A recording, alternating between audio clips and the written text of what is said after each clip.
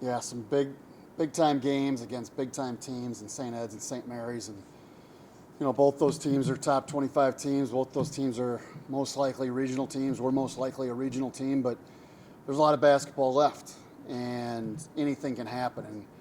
And we've got Lubbock Christian coming up, Midwestern, both of those on the road. Those will be really tough games, and you gotta keep plugging along as the season goes, because it's our conference is a grind. And I was talking to the other coaches, Bubba and Andre, and it's just it is our conference is really tough this year. There's some teams at the bottoms that can still beat teams, but any given night anybody can beat anybody. So we got to be ready to go on Thursday for Lubbock and Saturday for Midwestern. Even though you guys are young, you're still kind of hanging with the best of them, and these two overtime games show that these kids are fighting through adversity out there on the court. But to also have two back-to-back overtime games can be difficult. How are you keeping them motivated through that? Well, I anytime you step on the basketball court, you better be motivated. And it's if you're not motivated, then you should be doing something else. And I really believe that. I don't think you even really have to. We don't really talk about motivation much at all with our team, and I don't know if that's the kids that we've recruited or they just get it when they get here. But I think a lot of our kids, for the most part, play hard 100% of the time and smart. We're not the biggest, we're not the most physical team, but we do play smart, we play hard. We didn't knock down a lot of shots in this last game. We were, I think, 8 for 41 from 3, something like that. That's not a real strong percentage. Kemper knocks down, he only made 1, I think, in the St. Mary's game. Luckily, it was with 5 seconds to go to tie the game. So it was a big one. We'll take that. But it's, like you said, we've got some young players that have played some big minutes and some big moments, and hopefully they learn from that and they develop. We've got guys on the bench we've got some pretty talented players that are on the bench that haven't gotten a lot of minutes, and you never know when their number is going to be called. So those guys are always giving us a great look in practice. And again, you just never know. We've had some injuries. We've got a player out today too. That's another player out. So you got to battle through all those things. Every coach has it. Every team has it, and you got to go through that adversity. But we are, like you said, a very young team. But we do have some great leadership. Was shown this weekend from Nick Jett. He was didn't even play against St. Ed's, and then was really big against St. Mary's, coming in and giving us kind of a shot in the arm, so to speak. And he was great for us. Missed his first little bunny, but then got some big rebounds, played really great defense, and made some big shots too. So, I'm just really proud of him. He's a 4-year guy for us. He's close to a straight A student, and he's just a great kid. So really happy to have him on our squad. You mentioned struggling from the three-point line, but at the three-point line, you guys were really taking care of business, wrapping up both those games in overtime. How excited were you to see them take care of their free throws? Yeah, we knocked down a pretty high percentage, and we're a pretty good free throw shooting team. Obviously some guys shoot it better than others, and Fontaine knocked down, I think, 9 out of 10. The one he missed was kind of a big one, but yet it didn't kill us. Jalen Sledge, I thought, was great defensively, and then he knocked down big free throws, just like you said. And so, yeah, you got to step up, and it's the same shot. It's just you have a little bit more. You have more people yelling at you, or we were at home, so more people encouraging you, I guess. And it's tough because you sometimes let it get to you. But gamers want the ball. Players want the ball at the end of the game, and they want to go to that free throw line. They want to step up and they want to knock it down. If you miss it, you miss it. We do work on it quite a bit, and we do have some guys that can really shoot a high percentage. And Fontaine gets to the free throw line quite a bit every game. I think that helps as well because now you get a feel for it. I think it's hard to go to the free throw line when you haven't been there all game, like Jalen.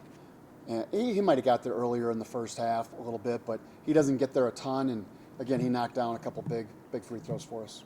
What are you expecting against Lubbock Christian and Midwestern State this week? I expect another rock fight. I expect just a battle, grind it out both games. I think Lubbock is one of the best teams that will play this year. You know, they're big, they're strong, they're really well coached. They've got, Miller has been there for quite a while now, and he's a really talented player, can score it. They've got a kid, I don't know how to pronounce his name, but he's averaging a double-double. He's really good. He's really good, and a good athlete. And then they've got, Dow has been there for quite a long time. So they're a very talented team. I don't think they're real deep, but they're a very good team, and they can shoot the basketball, and they play great defense. They don't. You got to beat them. They're not going to let you just walk in and give you the game. Midwestern, haven't watched as much, watched a little bit, and they can really get up and down the court. They're big, they're long, and we have not played well at Midwestern, so that'll be a really tough game for us over there as well. Lubbock, I think, just won by 5 over there. And like I said, I think Lubbock's really good. So playing that second night is always tough for road teams, I think. I think it's easier being the home team, obviously. You don't have to travel, and you can stay in your own bed, everything like that. But 2 big games coming up, LSC, and then, you know what, after that, then we get Eastern New Mexico, who's really good. And then after that, you get Tyler and DBU, who are really good. And so it's one of those things where you got to play every weekend, and you're going to have some weekends you don't play real great. Hopefully maybe you can get a split. St. Ed, St. Mary's, they got a split this weekend. We beat them both, but, Eastern got swept, and those were close games. And like I said, Eastern's really good. But so is St. Mary's and St. Ed. So it's just whoever's playing a little bit better that night can get those wins. You're going to have the last question. Sure. You'll have 3 ranked opponents in the course of 1 week, starting back to last week. You talked about how strong the Lone Star Conference is. To be able to go out there on Tuesday, do you feel like your guys have more momentum going into this game after these 2 big wins, knowing how big this game will be for your resume? Yeah, I think like you said, playing against ranked teams really helps. We went down and played Washburn, number 1 team in the country. They're the best we've played, and they handed it to us. Central Missouri, I think, is a very good team. I don't think we played our best against them. That probably had a little bit to do with them, beating us, and that was, those were tough games. Pitt State, Missouri Western to open the season. Those 2 teams were pretty good teams. I think they can beat anybody on any given night. And so we try to play with our non-conference. We try to play, great competition. You don't always get that. I'm struggling right now to find a conference challenge.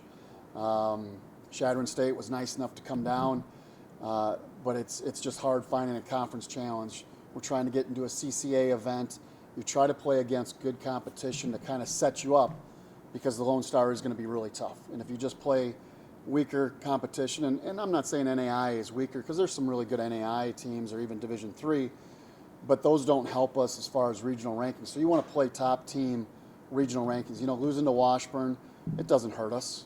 It just doesn't hurt you in the regional rankings. Losing to Central Missouri doesn't hurt that much, because they're a very good team. They'll be a regional team.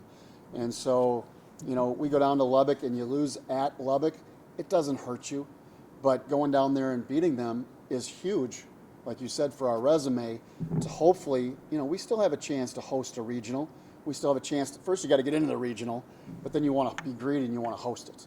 And we still have a shot at doing that. Even with a loss to Lubbock, we still have a shot to do it. Black Hills, who is a good team out of the RMAC, they just lost to Metro, and Metro's kind of down this year. I think they're below 500. And so it's college basketball. It's fun.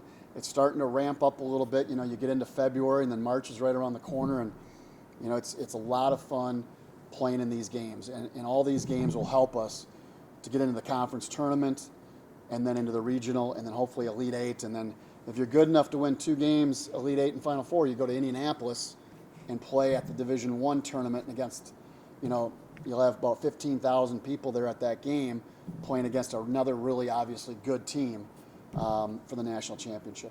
And that's our goal.